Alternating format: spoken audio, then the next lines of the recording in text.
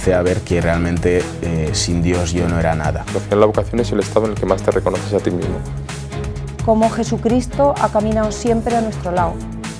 Entonces, ¿el amor qué es? Darse. ¿A quién? A quien tenga delante. Y entonces yo tenía muchísimas ansias de entregarme a Dios. Vende lo que tienes, da el dinero a los pobres, así tendrás un tesoro en el cielo y luego ven y sígueme. La nueva evangelización solo se puede dar por enamorados, no se puede dar por personas que se lo sepan. Pero quiero lío en las diócesis, quiero que se salga afuera.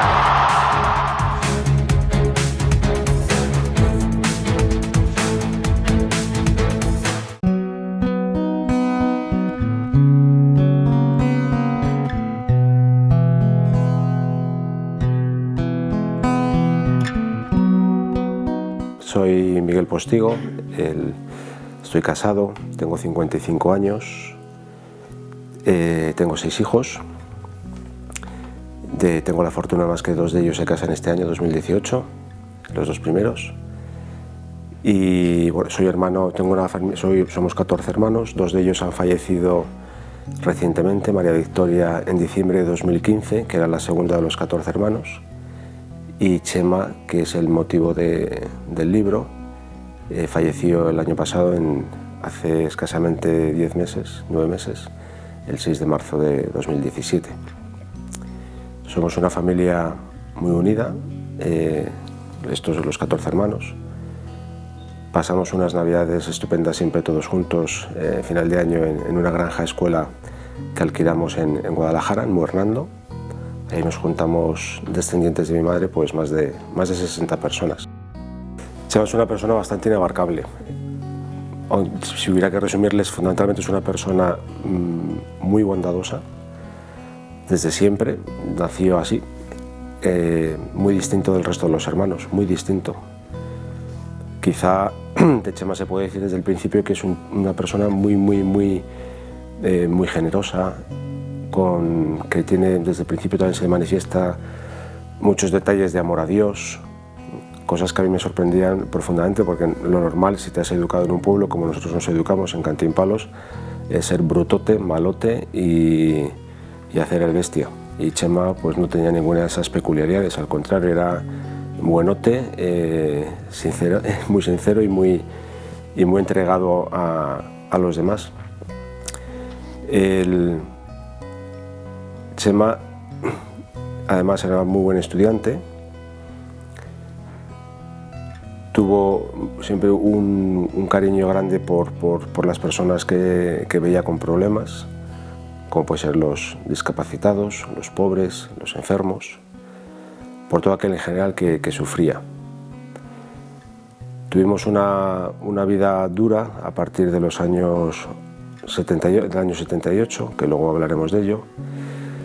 Y Chema pues tuvo que lidiar con muchas historias difíciles, y eso le hizo alcanzar una madurez personal en su personalidad y en su fe muy grande. Chema era una persona desde joven muy madura, lo que le permitió luego afrontar lo que Dios tenía preparado para él en su matrimonio, ¿no? Que era pues, la pérdida de 3 hijos y el formar una familia de 18. Que es una proeza. Hoy en día tener 18 hijos es verdaderamente llamativo, ¿no? Y 3 de ellos que fallecieron en distintos momentos, la mayor con Carmina con 22 años, que es una historia bien bonita, y luego también sus problemas que tuvo en el terreno económico, empresarial, porque su gran proyecto pues fracasó y también le supuso una cruz grande. Entonces la vida de Chema es una vida muy bonita, muy intensa, con muchísimo jugo, y que yo, pues cuando muere Chema, en ese desconcierto que te produce una muerte tan repentina, porque nos dan la noticia de su cáncer pues, a finales de febrero y muere el 6 de marzo, o sea, fueron 12 días más o menos, desde que tenemos la noticia del cáncer hasta que fallece. En esos días tan trepidantes, uno no puede pensar que el desenlace final va a ser que se nos va. Y cuando ocurre, y uno está ahí en el velatorio y está de alguna forma enfrentado a Dios, pues empieza a surgirme la idea de escribir el libro, ¿no? No, más que un libro, una carta, ¿no? Que como digo en el libro, yo quise, cuando nos dan la noticia de que Chema está grave, que es un cáncer, nosotros los hermanos nos organizamos para acompañar a Rosa. Ellos viven en Barcelona, casi todos vivimos aquí en Madrid. Y acompañando a mi madre, pues se va mi hermano Jaime, que es el pequeño, y con su mujer Cristina, y nos repartimos los días, pues cada 2 o 3 días ir un familiar, ¿no? Las noticias que me están llegando desde Barcelona son muy desalentadoras y alarmantes, ¿no? Entonces me da la impresión de que puede llegar el día en que cuando me toque ir a mí, que era el día 4 de marzo, si no me equivoco, sábado, pues que a lo mejor ya Chema estaba inconsciente y no podría despedirme de él. Y ahí me surgió la idea de escribir una carta, pero no la escribí. No le escribí una carta de cariño, dándole las gracias por las muchas cosas que había hecho por la familia, por su entrega, por su dedicación, por lo mucho que me había ayudado, por lo que había supuesto en mi vida. Y también una carta pidiéndole perdón porque sé que había momentos en los que le había fallado o que no le había dado lo que él esperaba de mí. Entonces una carta de agradecimiento, de pedir disculpas, perdón, una carta de un abrazo. No la escribí y cuando llegué a verle el día 4 de marzo, al entrar en la habitación, pues ya estaba inconsciente. De vez en cuando se despertaba, decía dos frases más o menos coherentes, pero era imposible tener una conversación con él y me quedé muy apenado.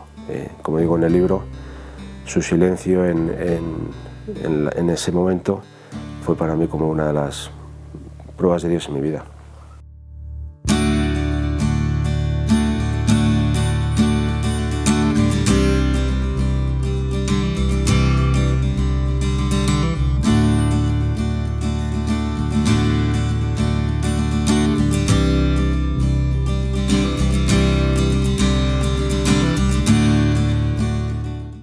Me comentó un amigo que cuando fue a verle ese jueves o el viernes, le preguntó esto: Chema, ¿tienes miedo? Y dice, el miedo ante la muerte siempre existe. Por supuesto que hay fe, pero es como si te dicen tírate por un precipicio que Dios te espera abajo. Sí, el salto lo das, pero ese estómago que se encoge al dar el salto, pues ahí está, ¿no? Y entonces, por supuesto que tuvo su momento de miedo y su momento de dolor ante la separación. Él conocía muy bien, sabe muy bien, ¿cómo no lo va a saber? Mi padre murió cuando él tenía 22 años y se hizo cargo de la familia. Siendo el 7º, se hizo cargo no de todo el tema económico, pero sí del aspecto más de educación y de cuidado y de organización y de control de ingresos y gastos, y él sabía que dejaba una mujer viuda y 15 hijos, ¿no? Eso era el otro miedo, no el miedo ya a la muerte, sino el panorama que él dejaba aquí. Supongo que tendría muchas conversaciones, eso hasta que perdió el conocimiento, con Dios diciendo, pero otra vez, ¿no? Supongo, pero eso no lo vi. Sí que sé que en la despedida con sus hijos, que fueron pasando, no todos, hasta cierta edad fueron pasando uno a uno, a todos les decía, qué bueno es Dios, sed santos, cómo nos quiere, nos llama de una forma, o sea, fue despidiéndose, dando a sus hijos un ejemplo muy grande de la bondad de Dios y de cómo Él había preparado para esa muerte tan bonita, ¿no? Pudiéndose despedir de sus hijos. Rosa es una mujer muy especial. Rosa, hablo de ella en el libro poco, en parte por prudencia y porque el libro tiene que ser de Chema, pero lógicamente en la vida de Chema, a partir de que se casa con 27 años, si no me equivoco, ya la vida de Chema y Rosa es lo mismo. Por lo tanto hay que hablar sí o sí de Rosa y de la educación de sus hijos. La mitad del libro Rosa está implicada, ¿no?, en lo que es la educación de sus hijos. Rosa en esos momentos lo vive con una entereza muy llamativa, pero es que todo en ella es muy llamativo, o sea, su entereza, su fe, su entrega, su generosidad, su forma de tratar a las personas, su forma de estar pendiente. que también era la forma de ser de Chema, ¿no? Entonces, parece como si no estuviera pasando nada, como si fuera lo más normal del mundo. Además, en su casa, estábamos viviendo en esos días, pues, en su casa, bueno, en el edificio en el que vive la familia Postigopic, viven también otros 2 o 3 hermanos más, y está la antigua casa de su padre, que su padre falleció.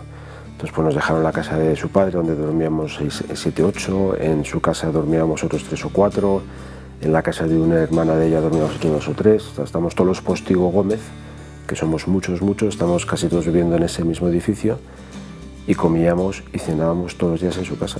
Éramos 50 personas a comer y a cenar todos los días. Pues que en ese momento me pareció, oye, iros a un hotel o buscaros la vida, porque aquí, y menos aquí, comer y cenar, ¿no? Pues siempre generosidad, siempre entrega, siempre no destacar, no dar importancia a las cosas, y con mucha fe, rezando mucho. Se rezaba en la habitación del hospital, con mucha frecuencia se rezaba el rosario, no uno tras otro, pero 3 o 4 al día se rezaban, a veces con silencio, oración.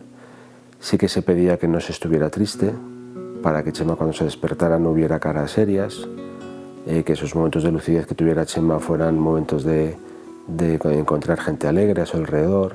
Se cantaban canciones. Bueno, esto es Rosa. Y ese clima, que fue un clima que verdaderamente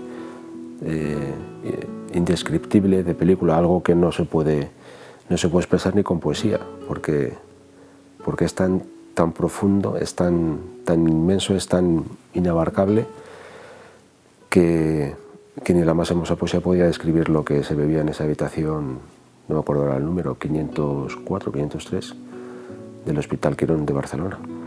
Él se formó en una familia católica, mis padres eran muy piadosos, mis abuelos, vivíamos en Cantimplora al principio, mis abuelos y mis bisabuelos eran muy piadosos también. En casa de mi abuela Victoria se rezaba el rosario a diario, y a veces íbamos con mis padres, mis padres siempre lo rezaban con ellos, y a veces íbamos también nosotros. Muchas costumbres de piedad, llegaba la Semana Santa, la visita a los monumentos, íbamos con mi padre a hacer los distintos monumentos, íbamos a misa juntos. Eso a Chema evidentemente le caló, pero aparte de calarle, Dios ya le tenía ahí como un poco señalado, un poco no, totalmente señalado, porque a unos nos resbalaba bastante esas cosas. Bueno, desde luego que nos hacían mella, pero bueno, como es cualquier niño pequeño, pero a Chema sí que le caló. Chema conoció el Opus Dei cuando ya vivíamos en Pamplona, y a partir de ese momento como que interioriza muchísimo la predicación de San José María Escrivá, la forma de orar de San José María, que está en todos sus escritos, y en Chema se produce una especie de transformación muy profunda en su forma de rezar, en su forma de meditar. Yo nunca le he escuchado rezar su oración en voz alta, ¿no? Pero se le veía rezando ante el sagrario, cuando íbamos al club, que yo iba de vez en cuando, él iba a diario, yo iba de vez en cuando, y se le veía rezar con una postura, un halo, algo que hay ahí que no sabes exactamente qué es, pero la forma de mirar al sagrario, la forma de estar concentrado, la forma de estar recogido, su postura, pues eso te dice que ahí se estaba cociendo un diálogo interesante, ¿no? Y a partir de ahí Chema, pues eso va creciendo en esa vida de fe y en esa vida de piedad, pues reza el rosario todos los días, también va a misa diario, hace un rato de oración, lo propio porque muy pronto fue supernumerario del Opus Dei, ¿no?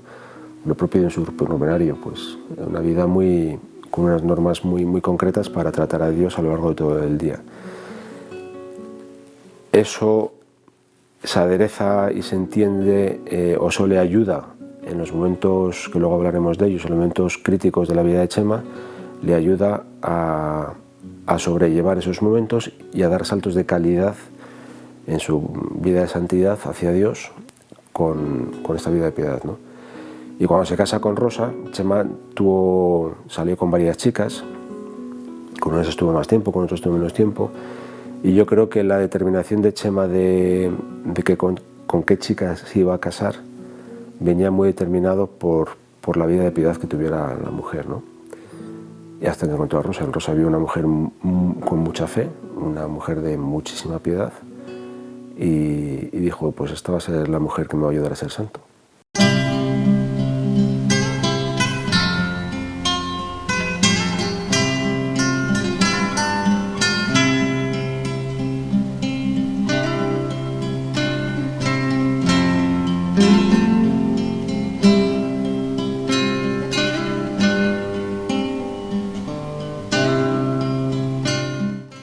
Lo veremos con el tiempo, ¿no? Que la marcha del cielo de Chema es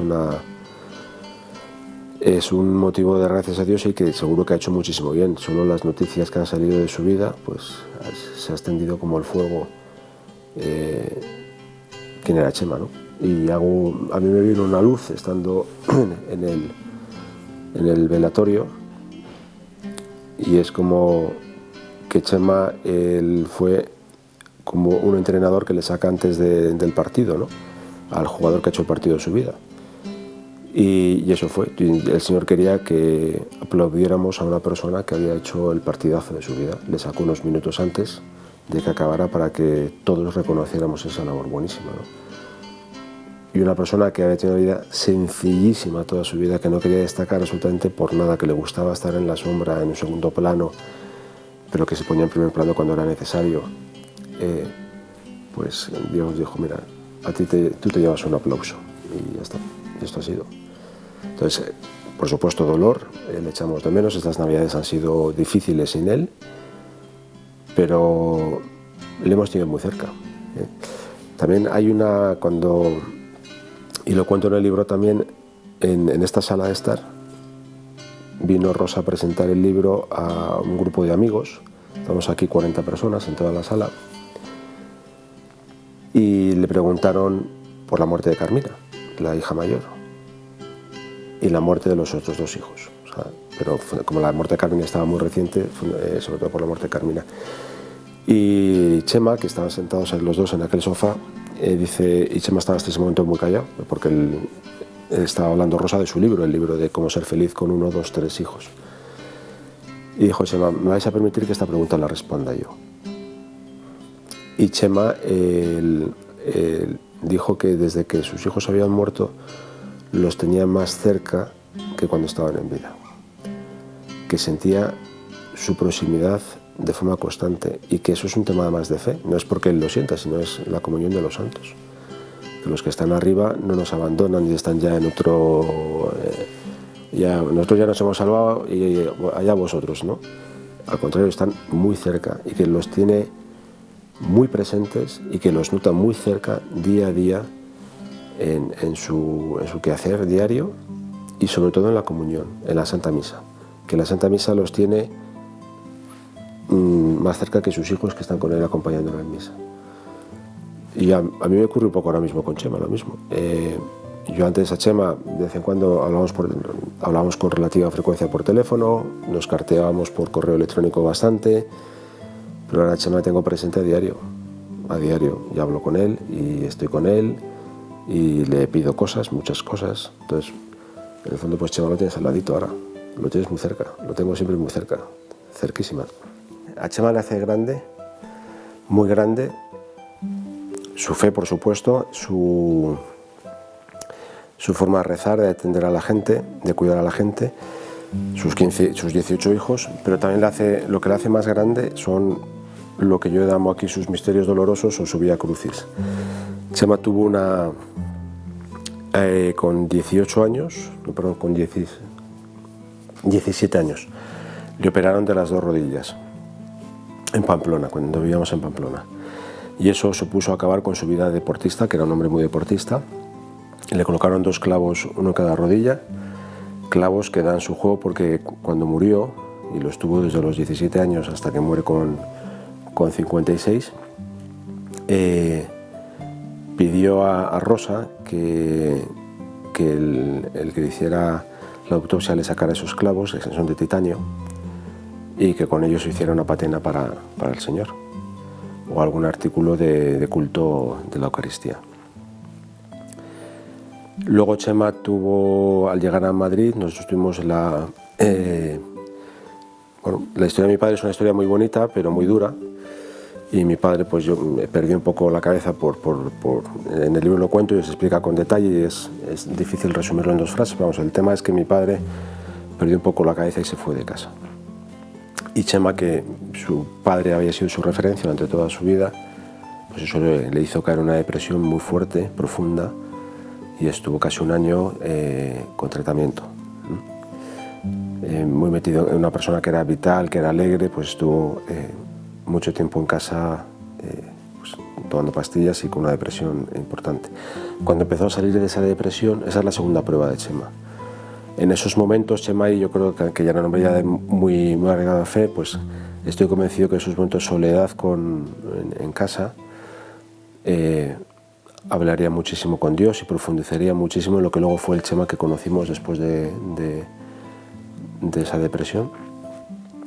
Estando ya casi a punto de curarse, tiene un accidente de coche serio en el cual un autobús les arrolla por detrás en el coche en el que estaban ellos y Chema salió bastante mal parado porque tuvo una lesión de espalda que también le acompañó toda la vida, ¿no? Y de hecho tuvo dolores de espalda hasta el mismo momento de su muerte.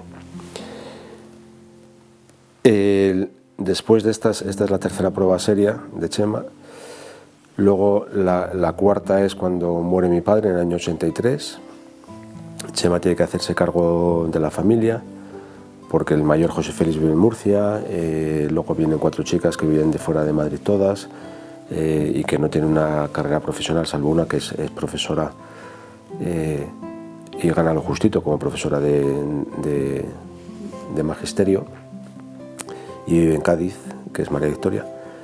Y luego veníamos Pablo, Chema y yo, y estamos los 3 estudiando la carrera, tuvimos que ponernos a trabajar porque la situación económica en la que nos quedamos fue muy difícil, muy complicada, complicadísima. Y estuvimos 5 o 6 años pasándolo mal. Y esa historia, Chema ahí se forja un Chema muy fuerte, ¿no?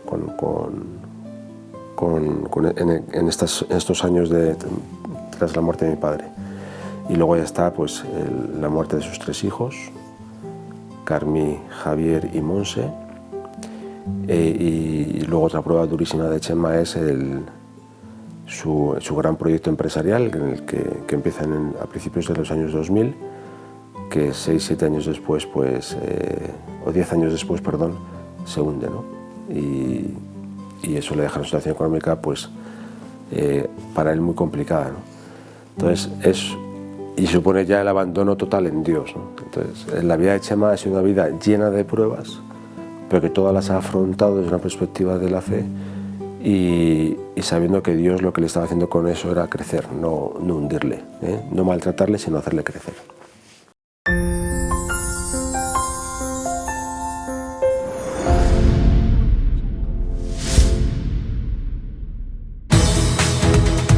Comencé a ver que realmente sin Dios yo no era nada. Al final la vocación es el estado en el que más te reconoces a ti mismo. Cómo Jesucristo ha caminado siempre a nuestro lado. Entonces, ¿el amor qué es? Darse. ¿A quién? A quien tenga delante. Y entonces yo tenía muchísimas ansias de entregarme a Dios. Vende lo que tienes, da el dinero a los pobres, así tendrás un tesoro en el cielo y luego ven y sígueme.